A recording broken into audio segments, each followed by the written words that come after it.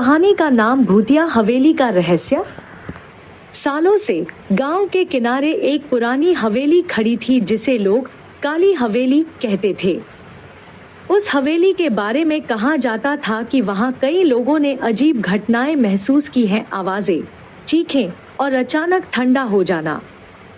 गांव के बड़े बूढ़े कहते थे कि वहां कोई बुरी आत्मा का वास है और जो भी वहां जाता है वह कभी वापस नहीं आता। आरव, नंदिनी और विक्रम तीनों बचपन के दोस्त थे। उन्हें रोमांच और नए नए एडवेंचर की चाह हमेशा रहती थी।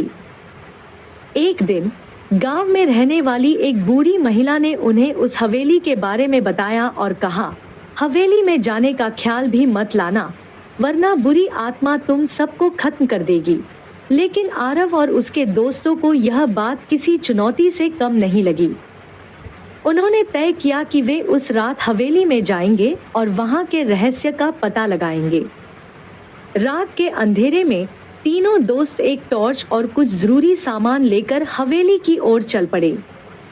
हवेली के पास पहुंचते ही उन्होंने महसूस किया कि वहां का माहौल अजीब था। हवा ठंडी और भारी हो गई थी।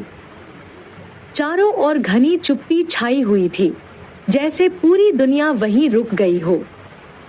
हवेली के बड़े जंग लगे लोहे के गेट से जैसे ही वे अंदर गए, दरवाजे की चीखती आवाज ने उनके दिलों की धड़कनें बढ़ा दी। हवेली के अंदर अंधेरा घना था, लेकिन टॉर्च की हल्की रोशनी से वे आगे बढ़ते रहे। पुराने टूटे फूटे फर्नीचर और धूल की मोटी परतों के बीच चलते चलते उन्हें ऊपर से किसी के चलने की आवाज सुनाई दी। तीनों ने एक दूसरे की तरफ देखा और चुपचाप ऊपर जाने के लिए सीढ़ियों की तरफ बढ़े।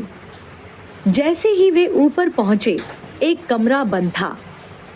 दरवाजे पर खून के धब्बे थे जो शायद बहुत पुराने थे। विक्रम ने दरवाजा खोलने की कोशिश की, लेकिन दरवाजा जंग लगने की वजह से फंसा हुआ था।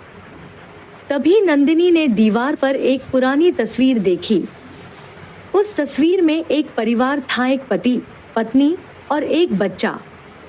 लेकिन उन तीनों की आंखें पूरी तरह से काली थी, जैसे वे जीवित न होकर किसी अंधेरे में खो चुके हों। आरव ने कहा, यहाँ कुछ बहुत गलत है, हमें वापस चलना चाहिए।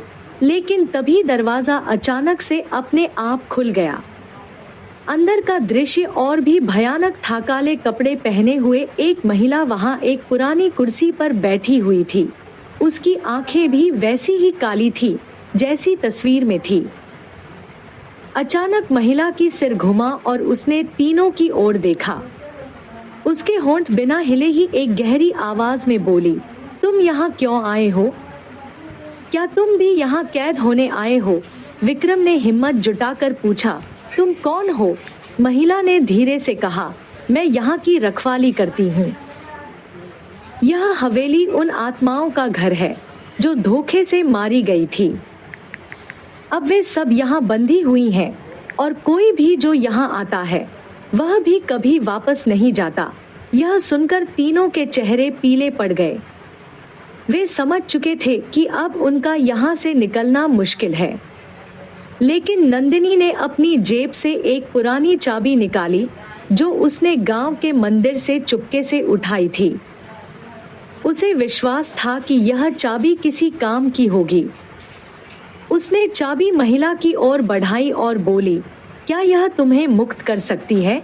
महिला ने चाबी को देखा। उसकी आंखों में हल्की चमक आई।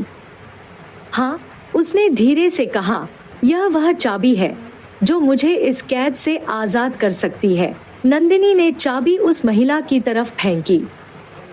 चाबी को छूते ही महिला और हवेली के चारों ओर का माहौल बदलने लगा। हवेली की दीवारें हिलने लगी और महिला की काली आंखें धीरे धीरे सामान्य हो गईं। उसने एक आखिरी बार तीनों को देखा और धीरे धीरे गायब हो गई। हवेली अब शांत थी।